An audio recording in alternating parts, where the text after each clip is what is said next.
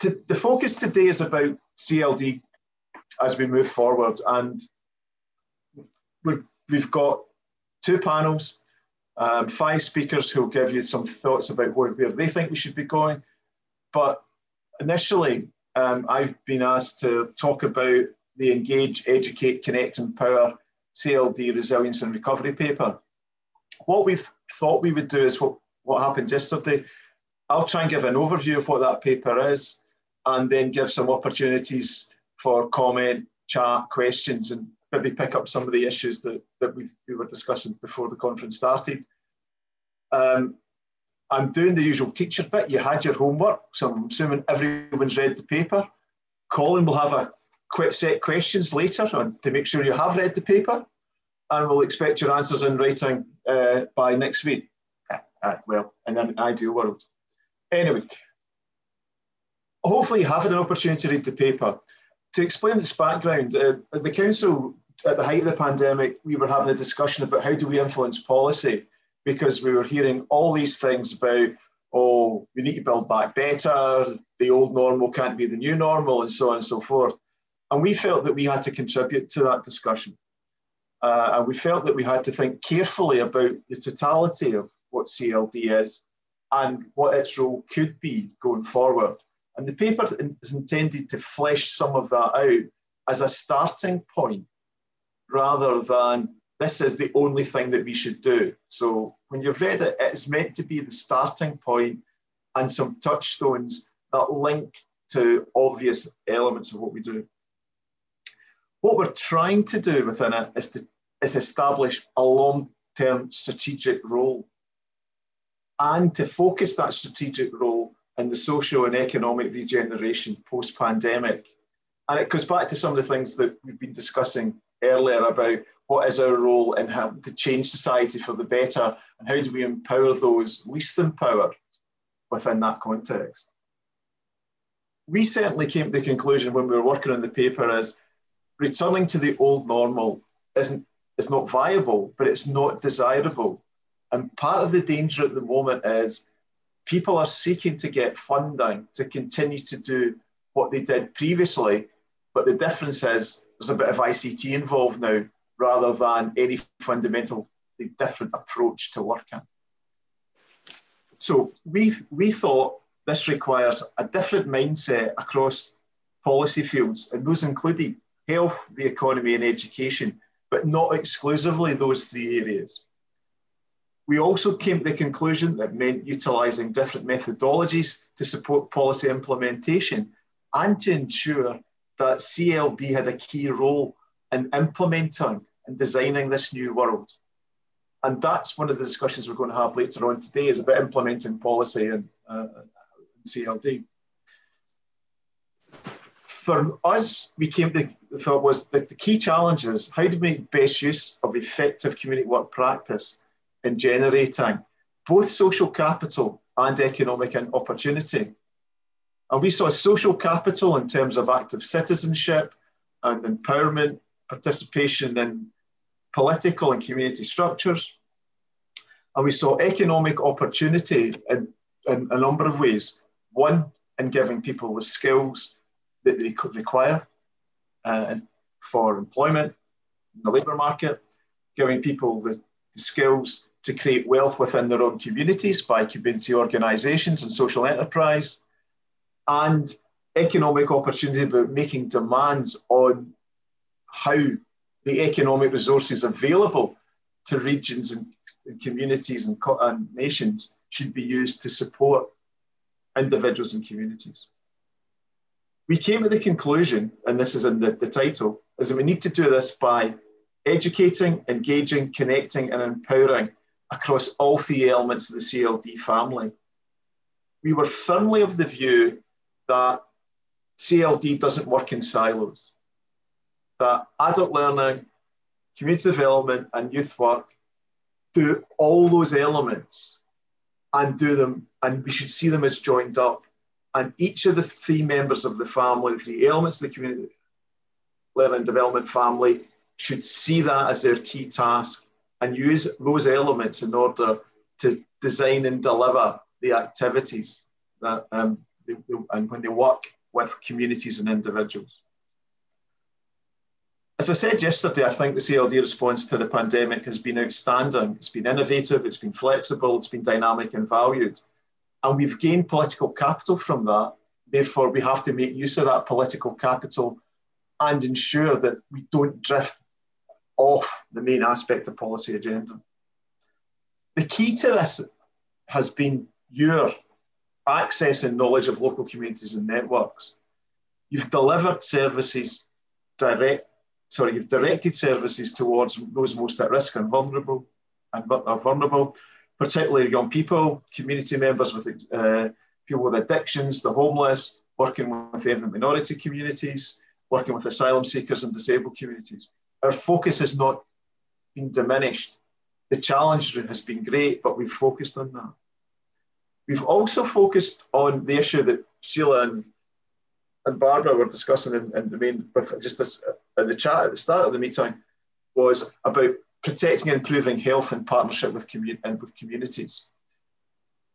One of the things that Colin looked at in great detail was the work in the Lancet about the importance of communities working with professionals in order to develop health promotion strategies, and that the most effective health promotion strategies were those supported by communities and delivered in partnership with those communities. There are some really good examples of that, but there's also some very poor examples of that kind of top-down discussion. And you can see part of that in the discussion we were having earlier about the vaccination, and that there's the tendency for people to reject vaccinations and people not having their children vaccinated or being sceptical. I mean, I read today that someone said we're going to refuse the vaccine because Bill Gates was going to insert a microchip as part of the vaccination process.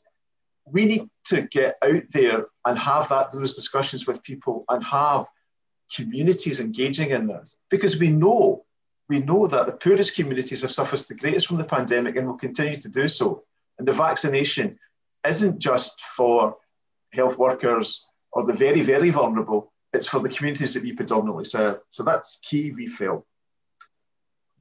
We also thought that learning, employability and well-being all help create local wealth. And local wealth in terms of people's ability to contribute to their local communities, local wealth in terms of people having sustainable jobs, which is incredibly important, local wealth in terms of social enterprise, and community-based organisations that keep economic resources within their community. And the paper tries to set that out. And some of my former colleagues would be totally astounded as when I would say is that if you want a good read about what we actually do, you should look at the Skills Development Scotland paper, Industry 4.0, which highlights the meta skills that are required for 21st century society. They are good CLD practice. And if you haven't had a chance to read that document, I would urge you to read it and see how it fits in with what you already do. I'm sure you could just go through them all and tick them. I'm not proposing to go through them this morning, but I think it'd be useful for you to have a look at them. One of the things that we were concerned about, and I think it was Kimberly made the point about how people have become disengaged with society as a whole and tend to become very individualistic. The freezer stuff as well, now.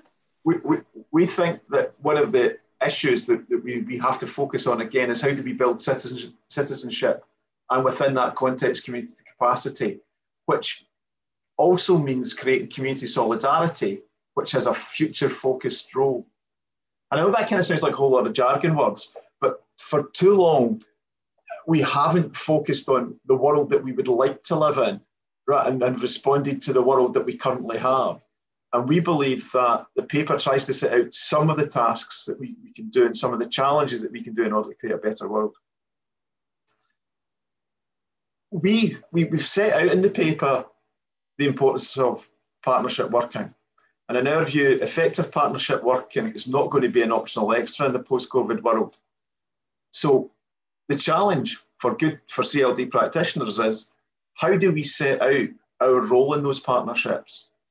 And what we tried to do is to, in the paper, set out 3 potential areas for collaboration across all the aspects of CLD practice as a roadmap. It's not a roadmap intended necessarily for you as practitioners and as committee practitioners, but really for others who are unaware of what we do and how we work together. The paper sets out the importance of co-creation and co-creation of learning activities, joint activities, is central to what we do. Others talk about it. If you speak to school teachers, if you speak to college lecturers, if you speak to social workers, if you speak to those who work in higher education, they often talk of co-creation, but it's not co-creation as we understand it. It's not actually sitting down with people and identifying their needs, how best to address those needs, and how then to deliver that collectively and collaboratively.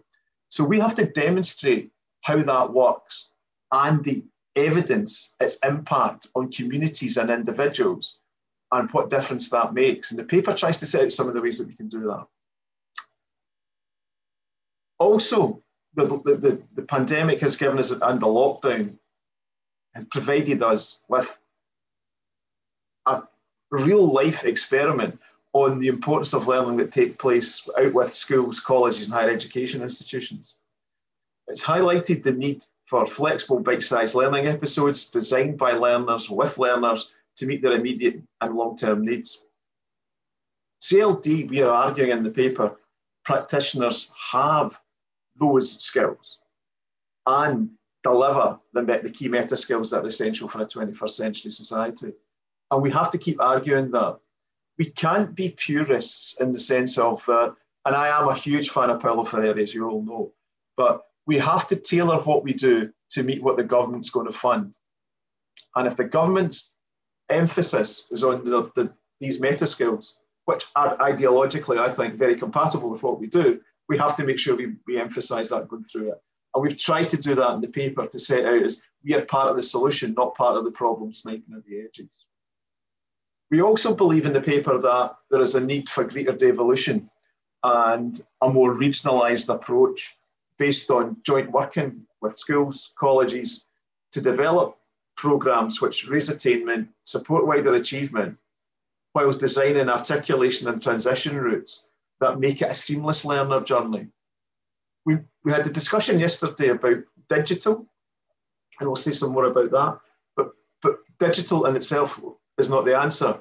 Learners have to be able to move in a seamless way across learning episodes and learning environments, and we have a key role to do that.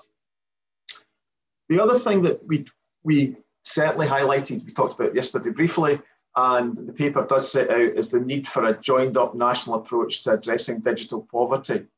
And we think for too long we've not been included in that discussion, and we've made the point in the paper that we should be central to that discussion.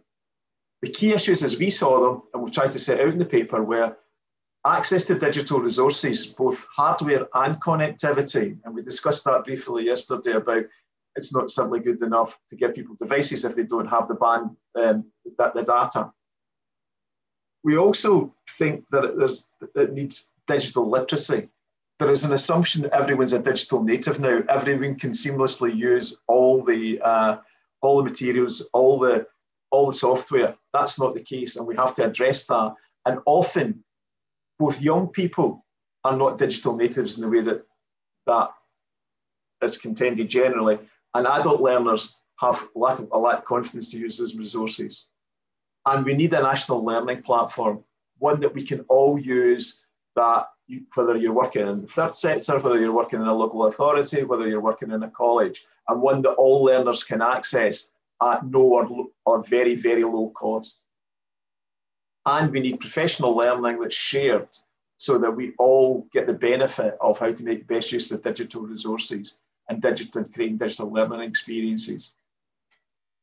We've argued in the paper that there has to be a renewed and strengthened emphasis on learner-focused education based on the recognition of learning in all contexts and collaboration across all those who work in education, practitioners, lecturers, teachers, all working together for a common end rather than working in disparate groups and in effect giving it, oh, my learning's better than your learning because my learning has an exam or my learning takes place in this context.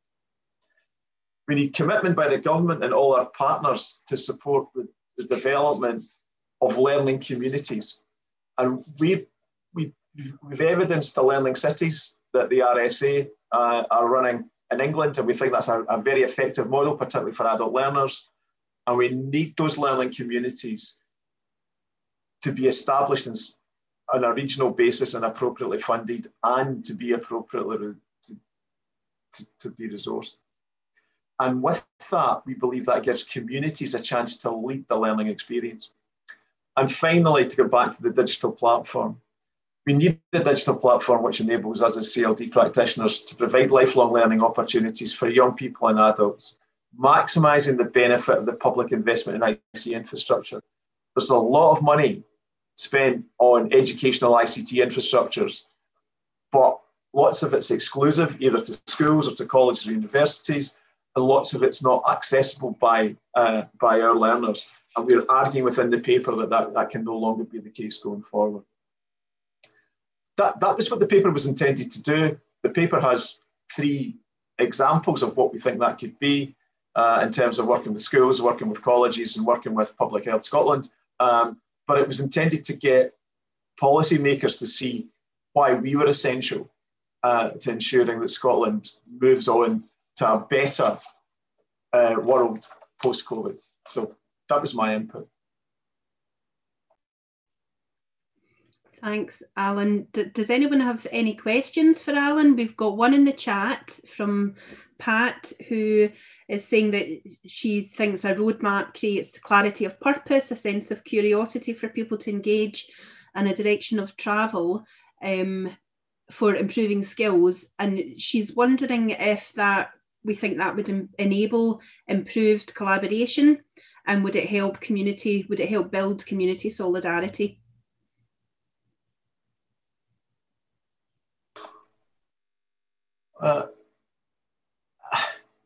Yes, I think. An easy one to start off there. I think, for me, I think what we're arguing in the paper is that those roadmaps should be constructed at a regional level and at a community level. So I think the challenge is to create structures where there's the ability to have influence and impact about resource-making decisions and best use of the resources that are available, both at a community level and a regional level. It can't be so small that you can't have an impact, but it can't be so large that it's like a national decision and one size fits all. It's a bit like the debate we're having about the tier system. You know, for those of us who live in Glasgow and Lanarkshire, we're in tier 4, but if you live in Orkney, was it tier 0, whatever it is, you need that response that's tailored to where you actually are. But people need to feel empowered that they can devise the roadmap.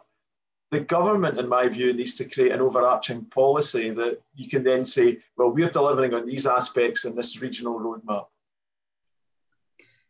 Pat, would you like to tell us a bit more about your thinking? Yeah, thanks, Alan. I'm just sharing a little. I developed a program over 16 years where the participants developed, they called it a route map. And I think what really helped them was, it did help with curiosity, it helped with a sense of sharing and support. And they all felt they were on a journey together. So there was, what I saw over the 16 years was a kind of a culture change. And it took a lot of time to develop.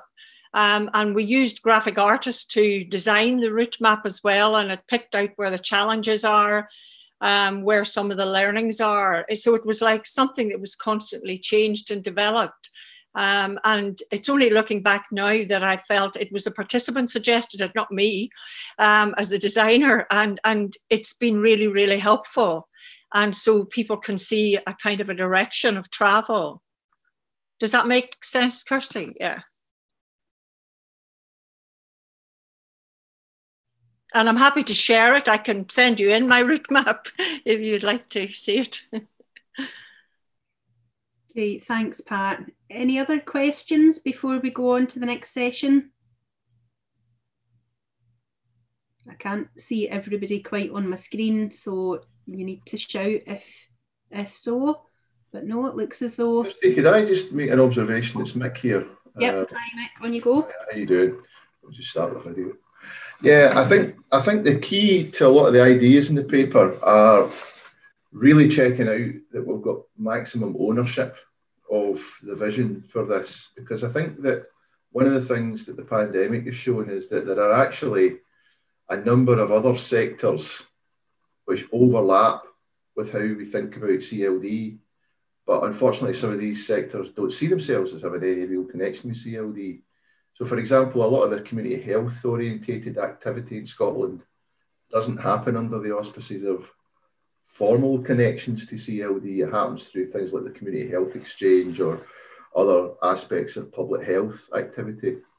And also the resilience movement, you know, that are kind of charged with the responses to public emergencies, but have only been partly responsible in responding to COVID, because in fact an awful lot more of the kind of groups we work with have been active in that as well.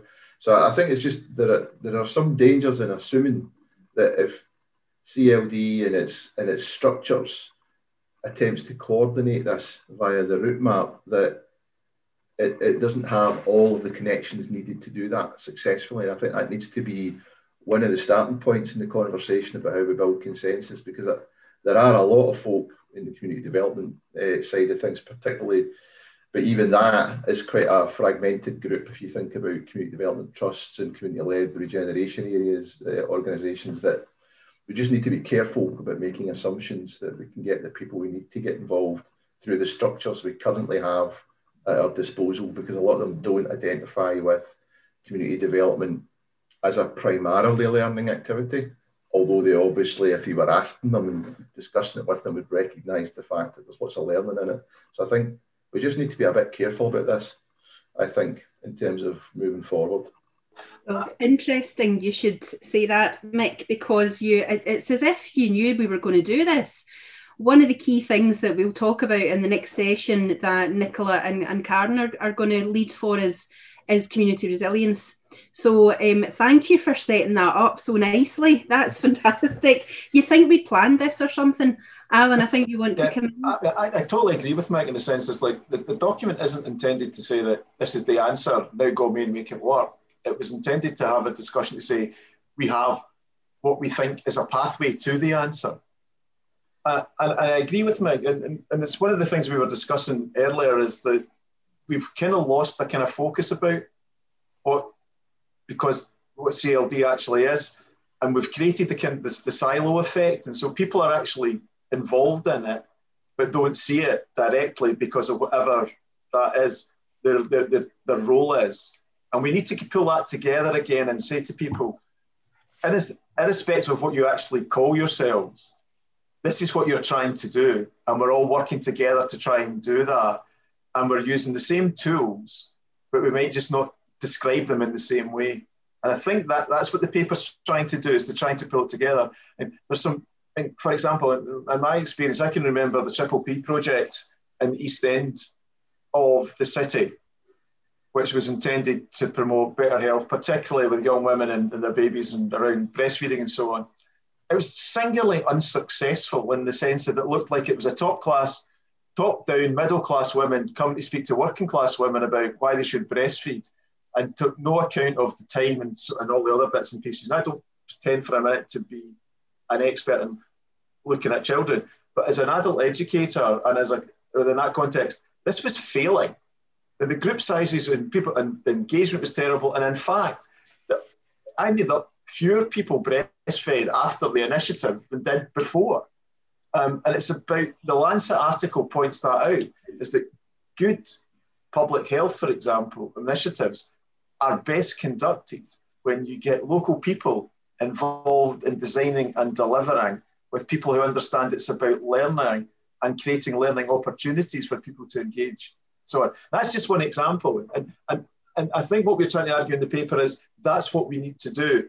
And there are really good examples of community development organisations who are doing positive things in that way by giving people learning opportunities.